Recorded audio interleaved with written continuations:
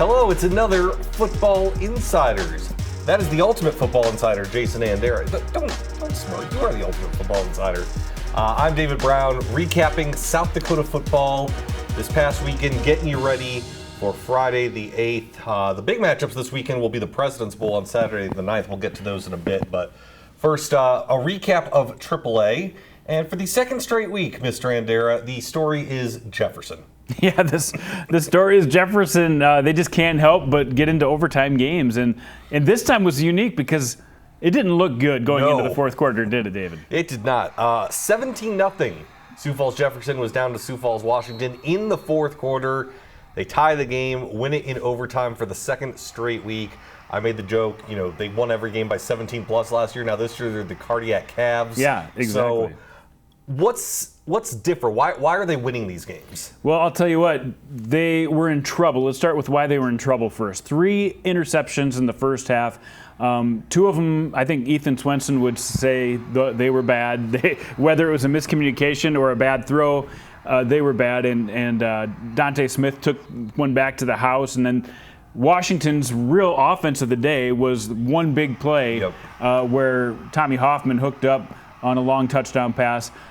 But Jefferson got down in a hole early because of turnovers, and they got out of the hole because of Jordan Detler, and they really relied on him for some just to get down the field. 11 receptions, almost 200 yards receiving, the long touchdown in the fourth quarter to get them back on the track in the game. And then Ethan Swenson, give him credit. After throwing 3 picks, he played a great second half, and in overtime found a way to run for the game winner. So I don't know if that answered your question, David, but that's kind of how it happened. And I think these Jefferson Cavaliers showed that, they're not going to be as dominant as last year, but they have resolve. They certainly do. And you mentioned Swenson, who ends up with 277 yards passing, 277 yards passing, the passing touchdown, the Detler, and then the rushing touchdown, as you mentioned, in overtime. Just what I found interesting is obviously they dug themselves that 17-0 hole. And I think in total they had 5 turnovers on the game, Jefferson did. But for some reason, their resolve, the defense just kind of held firm. And what I found was interesting is it was the usual suspects a little bit. It was guys like, even if they didn't necessarily rack up the stats, it was the Heibergers, it was the Sexers of the world for Jefferson making the difference on defense. And then they did well on special teams. They got themselves some short fields. I mean, heck, they even in the midst of their comeback, they fumbled inside the 5-yard line and were still able to tie this game late. You mentioned Detler emerging as a playmaker, and I think that's the thing that Jefferson's going to need this season is find the guys who are going to be playmakers. We mentioned a couple weeks ago, Dawson Sexer's having more of a role on the offensive side of the football this year than he did last year because, quite frankly, they need him to be. Detler, he's not going to have games like this every week, but he shows he can have games like this. And Swenson's got some moxie to him. I don't know what it is. He's obviously a different quarterback than Talon Ashley, but different doesn't necessarily mean worse. It just means different. Yeah, he's just going to grow as we see throughout the year. He really doesn't let stuff get to him. He really wants to learn and get better. He's super modest, humble. He knows that he's got some room to grow, but he also knows he has the potential to make every throw out there. And I think we're going to see an improvement in the junior quarterback as the season goes on. As for Sioux Falls, Washington, no one wants to hear the phrase moral victories, and this isn't a moral victory for Washington. But what I do think is that we can take away their defense is good. They held Rapid City Stevens to 7 a couple weeks ago. They held Jefferson to a shutout until the fourth quarter when the defense kind of collapsed a little bit. But I think this defense is good, and I think Washington is kind of the early quote-unquote surprise team of AAA. I think so too, and Mason Wilson, the leader on defense, sets the tone, but the defensive backfield is great. Like, they've got some really good cover corners. They showed it as Dante Smith took the one back for the pick 6, and he also had another interception on the day. Lane Knutson in the defensive backfield. They're getting to the quarterback to put pressure on, and they're stopping the run. So I think they're going to make their mark, like you said, on defense. And Tommy Hoffman, another junior quarterback, he's going to keep getting better as the year goes on. They don't have as many weapons on the outside as they used to have in Washington, but if they can find a way to get those long touchdowns, to get a few plays that explode, I mean, they're going to be able to play with these top teams in Sioux Falls. Absolutely. Again, Washington just 1-1 on the season, but they were impressive for at least a majority of most of their first 2 games. Other stuff in AAA, O'Gorman a school record by a safety, 77 points in their blowout victory over Sioux Falls Roosevelt. Again, the Rough Riders a little shorthanded with some guys still serving suspensions. But the thing that stood out to me, Hayden Groos with the 5 touchdowns, but also the weapons. He threw a touchdown to Rylan Satter. He threw one to Henry Theobald. He threw one to Schlimgen. Maverick Jones got a rushing touchdown. It's early, but you're seeing that O'Gorman has a diversity of weapons on offense. And they know how to make all those weapons work without having to protect the quarterback for 3 or 4 or 5 seconds. They can make quick plays. They do a lot of different stuff out of the same formation, so you don't know what's coming at you. And I don't think anybody in the state has as many weapons as they do, and they're going to find a way to make that work for them. That's what they've done over the last several years when they've been one of the smaller schools in AAA. They've got the guys that can make it happen. And then what they did on defense, I mean, give them credit. They did a good job again. Of course, at the end of the game, it was backups, but they did a good job against Jackson Gravengood and the Riders on the day. So hats off to O'Gorman. I really like what they're doing so far. And for Roosevelt, they're going to get a majority of those guys back from their suspensions this week. Obviously, Gravengood has been relied on probably a little too much through the first part of this season. The suspension's playing a role in that, but I give him at least a little bit of moxie. They were down. I was at that game at Howardwood. They were down 28-0. They could have easily just kind of packed it in. But Gravengood, they ran him a lot as kind of like a QB option. He was doing his part to make sure that Roosevelt stayed in the game. He cut it to 28-13. He had back-to-back rushing touchdowns, but the Knights proved to be too much. As far as Roosevelt is concerned, when you look at the rest of their schedule, how do you see things playing out for Roosevelt now that they're going to be, quote unquote, at full strength going forward? Same as last year, where it took them a while to get their feet under them, and then they were competitive at the end of the year. Their offensive line, to me, was the big point that we're going to point to this year. Last year, they kind of had 5 undersized new guys, not very good communication. All 5 of those guys back this year. Maybe not the monsters that they're used to, and like Joe Cotton and some of the Coles boys that they've had over the years, but they're much more cohesive. You saw it with Gravengood. They're able to get out in front of the blocks and make some room for some plays. So I think their line's going to continue to get better, and Roosevelt they'll be similar to Washington. They'll be in those games when they need to be. Another big one in AAA. We talked about this last week. Harrisburg and Brandon Valley both lost week 1. We knew one of them was going to end up being 0-2. And it's Brandon Valley. Harrisburg 33, Brandon Valley 28. Brandon Valley attempted to make a comeback. Harrisburg built this huge lead. Sam Knuth, Max Carlson were doing their thing. But Jack Dewey with Brandon Valley really showed some stuff, at least in the fourth quarter of that loss. Yeah, the guy threw for over 300, ran for over 100, and he found his favorite target, Landon Delaney, several times. And Delaney continued to get back up after getting hard hits on him all game. Bonwell Whitty came up big in that fourth quarter to get them back in that game. Yeah, huge salute to Jack Dewey for not giving up and rallying the troops to make a comeback. But we got to talk about the other side of the ball, too, the counterpart, Sam Knuth. I mean, This guy was a school record, 436 yards through the air, accounted for 5 touchdowns. He was coming off of that game where the Harrisburg turned it over 4 times, and you know what? He grew a lot from that. He learned a lot, and you can show on film how he made adjustments. You saw it. He took Max Carlson every chance he could. 12 receptions for Max Carlson, 189 yards and a touchdown. That was a huge game and a huge boost to see Sam Knuth really take control of that game for Harrisburg. And when you consider a school record and who his older brother was, the fact that he has a school record for Harrisburg passing yards this game, pretty impressive for Sam Knuth. And like you said, the connection with Carlson was there. And Carlson, as we've talked about for years, is just a Swiss Army knife of a weapon. He's so fun to watch, and it's a great tool for a new quarterback like Knuth to have somebody like Max Carlson. He did take a snap, too, and completed a pass. And then Titan Tryon, of course, is a huge threat on one side, so you can't cover them both as well as Cale Morton. So a lot of different weapons for Harrisburg. And speaking of Jacob Knuth, both wearing number 7. Yep. I messaged Jacob earlier, and he said, if somebody's going to break my records, might as well be Sam. Might as well be Sam. I agree. Keep it in the family. I agree with that. Obviously, week 1, it wasn't what we wanted the outcome to be, but we just knew we had to be more physical than that. We came out here, we just took care of business, we knew what we had to do, and every single person, Coach White talks about doing your 1/11th, every single person did their job tonight, and that's why the result was what it was tonight. Well, you saw the physicality difference from week 1 to week 2, and that's a heck of a football team. They do a lot of lot of things to put you in some bad spots. So kudos to our defense. We're talking about resiliency. You saw that there. They had all the momentum in that fourth quarter, and we just hung on, and we did a great job. And then you look for Brandon Valley. They've lost their 2 games by a combined 8 points. You know, one of them was the loss to O'Gorman in the final seconds a couple weeks ago. This one, they got down by 19, nearly came all the way back. So they've lost 2 games by 8 points, but they have an opportunity here. Their next 3 games, Rapid City Central, Sioux Falls, Roosevelt, Rapid City, Stevens. In theory, they should be the favorite in all those. Then after that, though, it's Pierre. That's their AA matchup.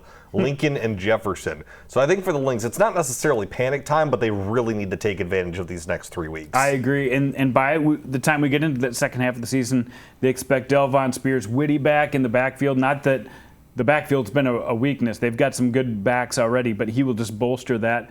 The receiving combination on the team is crazy, but defensively, they're going to have to get better. They showed that a good quarterback can pick them apart a little bit. And they're going to have some good quarterbacks in that span when they play Schaefer and Cade Kaiser and some of those guys. Absolutely. So you look at the top 5 in AAA. Lincoln stays at number 1. No issues with Rapid City Central in the Rushmore Bowl. They won that 59-0. Jefferson stays at 2. O'Gorman at 3. Harrisburg at 4. Sioux Falls, Washington sneaks into that top 5 at number 5 despite the loss. And it's mainly just a byproduct of Brandon Valley being 0-2. But as we said, the top 5 is going to be very topsy-turvy throughout the season. I think Brandon Valley still deserves to be a top 5 team. Mm-hmm. You mentioned it, 2 losses? By 8 points. To 2 really good teams by 8 points. I think they're still in it. Stevens, 1-1 now with the big win that they had over Douglas. I think it shows that they can do some things offensively, but they're going to have to prove more than that if they want to be in the rankings. And, of course, the big games this week are the President's Bowl. We're going to have Washington and Roosevelt, but the big one, 1 versus 2, Lincoln and Jefferson. Yeah, and we had a chance to catch up with all 4 coaches going into the President's Bowl and just get a game preview from these 4 veteran coaches. You know, I know their senior class isn't real huge, but the seniors that they do have 3 years of experience with Heiberger, Setcher, and some of those guys. And so they're going to be very formidable, that's for sure. Even last year, I mean, their starters played half the games. And so all these guys that are playing now played half of the varsity snaps last year, just about. So they're good, they're talented. They know that success starts in the weight room out there, and so I know how hard they work. I know their coaches, and it's going to be fun. I was talking with another guy, and I called him a crosstown rival, and this is what, their 3rd year, 4th year, and so it probably shouldn't be a rivalry yet, but they've elevated their game to the point of they're the champions, and so they've done something we haven't done. So I feel we're chasing them. I'd like to start with their offense. Everyone talks about Jack Smith and Schaefer. Obviously, those 2 deserve to be talked about. They're really good, but I think every skill player on the field can make plays. You can't say we're going to take away Jack Smith, but someone's going to hurt you if you do that. So we have to play balanced on defense and just hope that we can limit the plays they make. We're not going to eliminate them. Hopefully we can limit them. And the big thing we talk about with our defense is just next play. And, they're going to get big plays on us. They have playmakers that make big plays every game, so we just can't let one play beat us twice. And then you look at their defense. They have a majority of their secondary back. The one defensive end is back, and he was a good player last year. But a lot of young players that are playing really well and playing with confidence. They've given up 7 points in 2 games, so it's not going to be easy on offense either. And honestly, we haven't executed well on offense the first 2 games, so we got our work cut out for us on both sides of the ball. They're coached extremely well. Jackson Gravengood is a phenomenal athlete. The Nave kid is a phenomenal athlete, and then you add Jackson Brower. They're going to be really, really good. Coach Nelson likes to do a lot of the same offensive things every year, but he throws in wrinkles here and there. So we're using a lot of pass film right now. Preparing for the unknown is always a nervous deal. Kind of feels like the first game of the season all over again with them.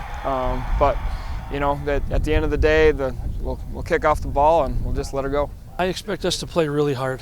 I really think that the kids that have missed the first 2 games can't wait to get on the field and make up for it. And they might make some mistakes because they're trying too hard, which is fine with me. And I really am. I hope we have a good game. And I hope that we win. I think we have a really good football team. We're not really big, but we're really fast at different positions. You know, we don't have the state champion 100-meter guy, but we got a guy that would place. You know, and we got a D1 running back. I think we got some receivers that nobody knows about yet. Our offensive line is really starting to gel. They've gotten bigger and stronger from last year. Moving on down to 11AA and Pierre. I mean, there's really nothing else that needs to be said. Another dominating performance to start the season, 49-0 over Brookings. So they have now won their first 2 games by a combined score of 81-0. And yet, what's funny is they always are looking for improvement. They're always looking for things that they can get better at. And 81-0 still probably not good enough in the eyes of some on the coaching staff. We know Steve Steele likes to find ways to motivate guys and things to correct, which is good, but 81-0 is a pretty good start. Yeah, I think even Steve Steele has to be pleased with the way this season has started. And the second part of that comment to 0, yep. The defense has got to be the star so far. Obviously, offense gets all of the accolades, but look what they did. They gave up 66 yards on offense to the Brookings Bobcats, a preseason top 5 team. Spencer Easlin, 2 picks, a fumble recovery, had some tackles. Carson Stazer, a pick 6 and a fumble recovery. Emmett Anderson, one of their big guys on the defensive line, had a sack. Trey Lewis, a punt return touchdown and 4 tackles. Austin Langdow, he led the team in tackles and had 2.5 tackles for loss. And Elijah Bucci with a sack and a 1.5 tackles for loss. I mean, that's just some of the outstanding players that played on defense. I just wanted to give them a shout out because that's pretty good to get back-to-back shutouts. And not that Pierre's defense wasn't great the past couple of seasons, but you know, the eye-popping numbers of Lincoln Keenholz kind of overshadowed what was a really good defense. I mean, they would win games, 52-27, 45-30 something, yeah. But having 2 shutouts in back-to-back games over Aberdeen. Preseason top 5. Yeah, I was going to say Aberdeen Central was number 5 coming in, Brookings was number 4 coming in. And you mentioned all those different guys, putting up numbers. It makes it easy for this offense and Cade Kaiser. Exactly. We didn't even mention Sarda, another linebacker for them who usually leads the team in tackles. And Cade gets out there and he's just done his thing this year. 24 of 34 overall, 342 yards in his 2 games. But he's also been able to run the football for over 200 yards. I think it has made the transition easier for Kaiser. Things do get tougher for them as they've got Watertown on the horizon. They've got Brandon Valley on the horizon. They're gonna have to continue to escalate their game, even though they played so well to start the season out. Yeah, 8 touchdowns through the first 2 games for Cade Kaiser, 6 through the air, 2 on the ground. And you mentioned the rushing. He's averaging more than 10 yards per carry. So again, a very impressive start for the Governors. Want to quickly touch on T area. They beat Aberdeen Central 28-7. Only led 14-7 at halftime. The Titans are 2-0. They haven't really shown though much dominance. I think if you ask anyone on T, they have not played their best football by a wide stretch, even though they're 2-0. Not what they're used to. Right. They do have a much younger team than they've had in the past. They've relied on Brenner Conrad, who's come in at quarterback and hasn't had to throw the ball very often. But, I think they're going to be fine. I think defensively they gave up 1 big play to Aberdeen Central.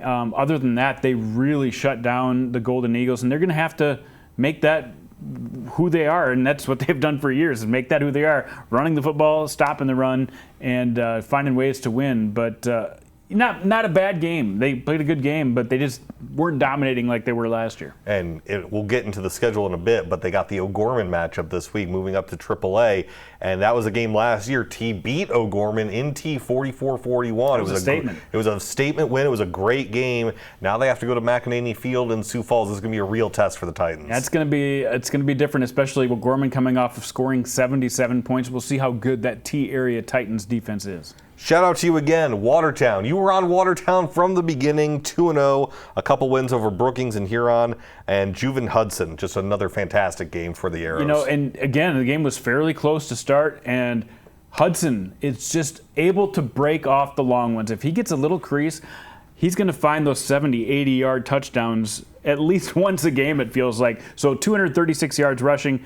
for the big man, 3 touchdowns on the day. What more can you ask for from your lead back to do that? But he kind of overshadows what the whole team has done. The whole team has done a great job defensively, holding Huron to 13 points, holding those great receivers down, which T area could not do. Yep. So I think this Watertown team is really showing signs of being a contender.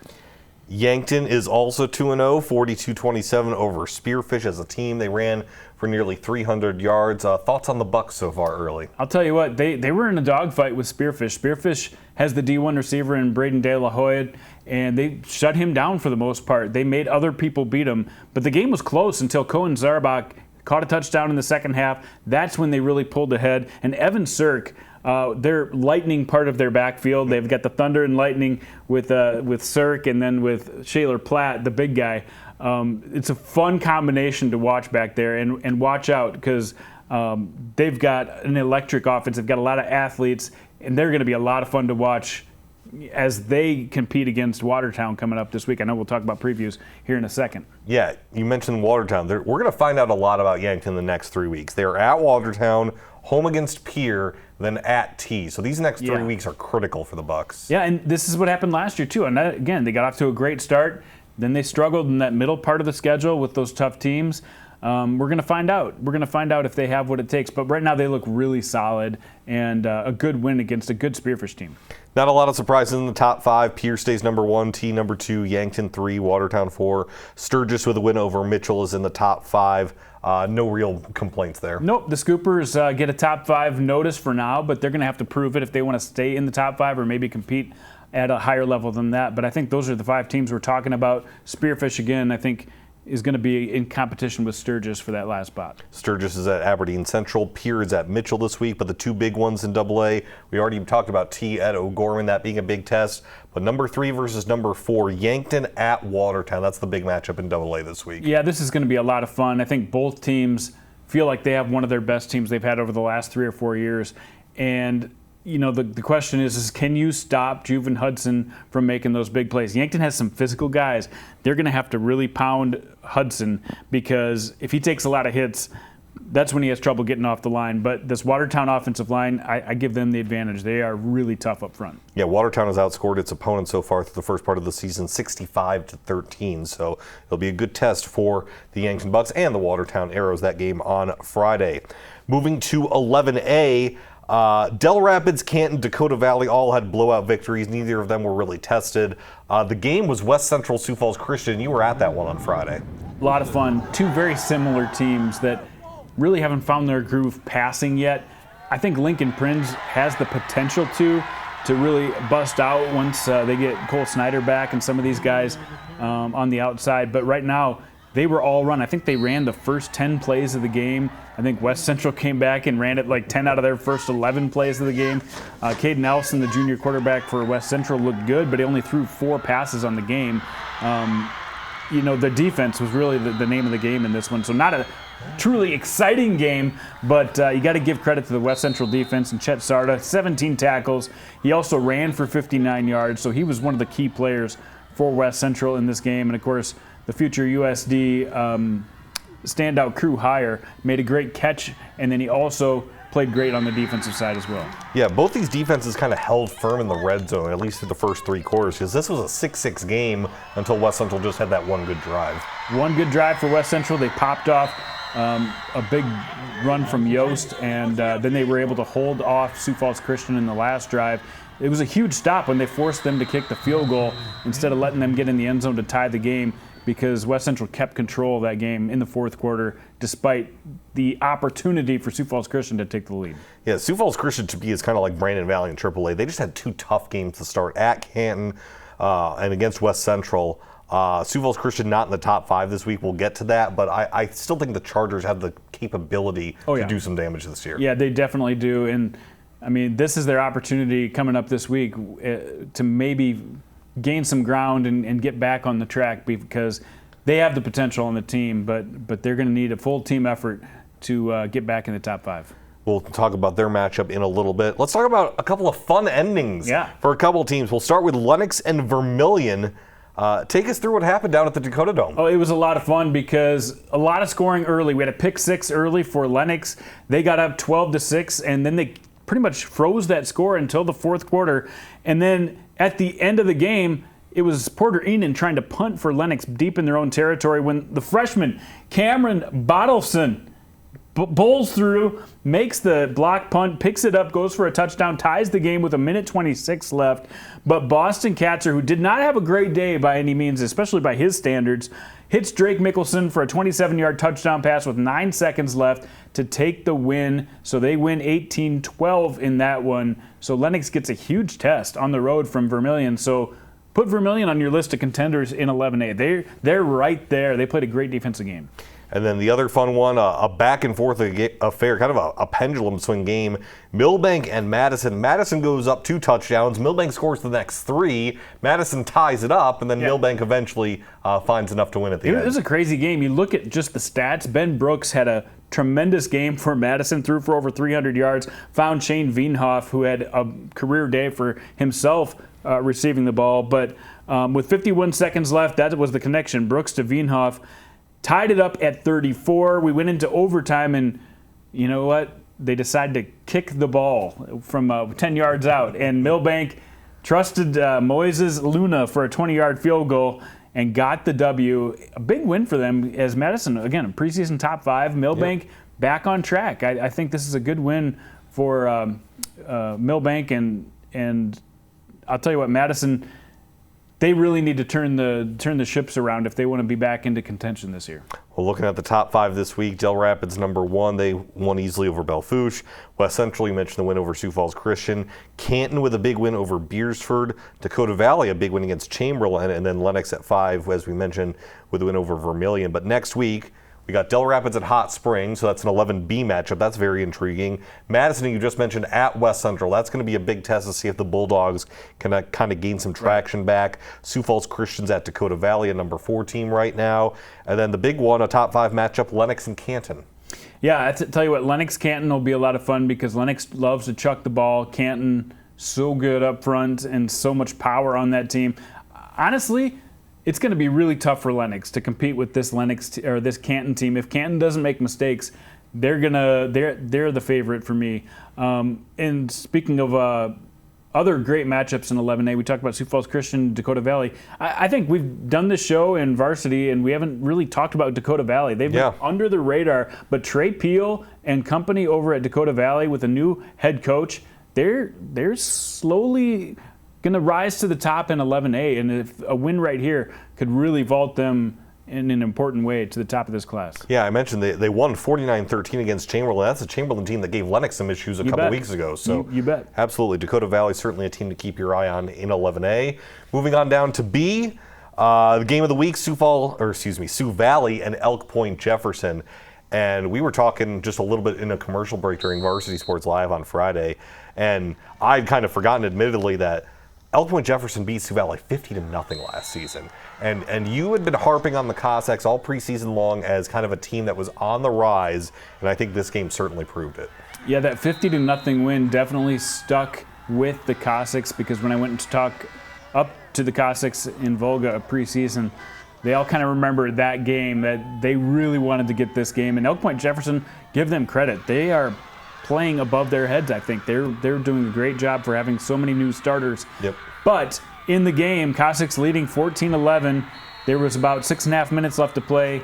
EPJ stopped them on a 4th down play, and then EPJ couldn't do anything with it. So that was the key moment in this game. And then Sioux Valley at the very end of the game extended it to a 9-point lead with a Bowden Schiller touchdown. Bowden Schiller, by the way, he's done a great job in his short time at quarterback. He has brought such a different look and a different set of weapons to the field when he's on the field. So between him and Brock Christofferson and Donovan Rose, this Sioux Valley team has the weapons to get it done. Yeah, 148 rushing yards for Bowden Schiller, 268 for Sioux Valley as a team. And as you mentioned, it was kind of a classic affair, that 14-11 score, both teams getting 4th down stops, and just that 9-point difference, that big touchdown run by Schiller at the end of the game makes it a 2-possession game that really helped things out for Sioux Valley in that victory. And like you said earlier, this is a team that is probably not under the radar anymore, but I still think that maybe some people think, winner's #1. Can Sioux Valley really challenge them? What do you think so far early? I'll tell you what, Sioux Valley still needs to get better. They still need to improve their offensive line cohesion. They've got the weapons. We talked about them. They're going to be able to pass the ball once their line plays better, but that's everybody at this point, right? Everybody still has to get better. Winter, I'm still not sure what to expect from Winter, and they've got Beersford coming up this week. That's a game they should win. Last year it was a really competitive game because Beersford was so competitive. So I'm not sure who the top team is. Maybe Bridgewater, Emory-Ethan. I mean, they're a team that was off my radar, but has really reloaded in a big way. And then I really like Dual and what Trey Mayland has done for Dual, and they've got a really good offensive line. I think they're going to go under the radar a little bit until we get into the playoffs because their schedule isn't as tough as some of these other 11B schools. Yeah, Dual right now is outside the top 5. Should mention that both Winter and Bridgewater Emory-Ethan had blowout wins.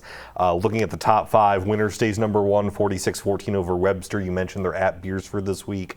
Sioux Valley's number 2 with the victory over EPJ, so they leapfrog them. Bridgewater Emory-Ethan won at Clark Willow Lake, so they're number 3. Elk Point Jefferson is number 4. They're off this week. They face McCook Central Montrose in 2 weeks. And then Hot Springs number 5, a big win over Lakota Tech, but now Hot Springs gets the pleasure of hosting Del Rapids. This is going to be an interesting game because Del Rapids got off to a quick start last week and then put it on cruise control in the second half.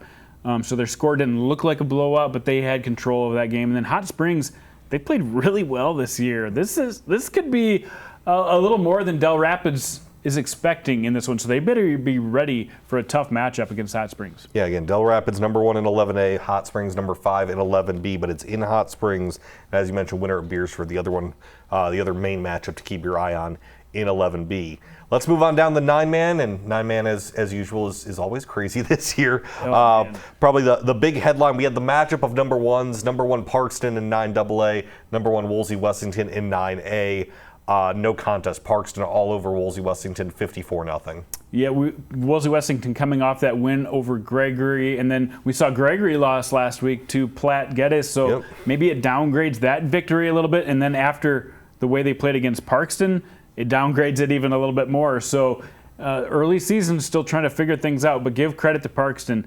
A great day by Coulter Kramer. The guy got 5 touches, took 4 in for touchdowns, and had a defensive touchdown on the day. Huge day for Coulter Kramer, but they had a lot of weapons on the field and really were not tested, and they found a way to really neutralize the Richmonds in the backfield. So defensively, a huge statement by Parkston as well. We'll go through the 9AA top 5 quickly. Parkston's number 1. Hamlin number 2, a shutout win against Garrettson.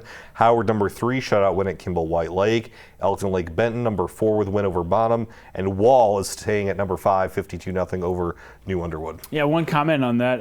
Howard's big win against Kimball White Lake, don't overlook that. That was their first dominant win of the year, and Kimball White Lake's a decent team. So we'll see if Howard maybe has turned a corner there now that they have their new players together.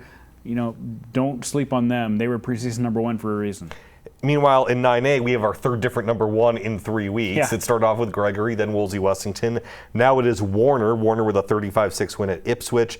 Canastota, number 2. We kind of joked about if Canastota would get enough respect after the Howard victory. Now they're slowly moving up after the win over Viborg. They got a lot of first-place votes. They did get this was the most diverse array of first place votes in the media poll was 9A. Woolsey falls to 3. Harding County Bison, number 4 with a win at Faith. And then Phillip, a team you and I both thought should have been in the top 5 last week, gets in this week after their win at Bennett County. Yeah, I'll tell you, that's no arguments with the top 5 here. I think Warner probably deserved to go up there. They played a 9AA team in Ipswich and handled them. Hunter Kramer ran for over 100, threw for over 100, got several touchdowns. He continues to show that he's one of the best players in 9A. And about the only thing that people can have a consensus on, Falkton is the best team in 9B. The only undefeated team. The only undefeated team. They're the consensus number 1, 52-8 against Potter County. You mentioned last week you wanted to see how they do against Potter County. Well, message delivered. DeSmet, number 2 with the win over Del Rapids St. Mary's. Hitchcock Tulare bounces back with a big win at Iroquois Lake Preston. Avon, even though they lost to Freeman Academy, it's a 9AA team, so no surprise they stayed at 4. Then Harriet Selby sneaks in at number 5 with a win at Lemon McIntosh. Again, you can maybe quibble maybe about the bottom of it, but no question that Falkton has separated themselves early. They have, and we didn't know who was going to have the target on their back in 9B this year.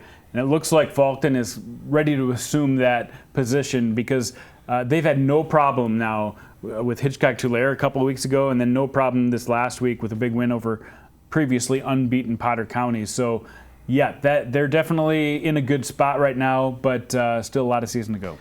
Next week's games, a couple undefeateds. Britton Hecla at Hamlin. Hamlin right now the number 2 in 9AA.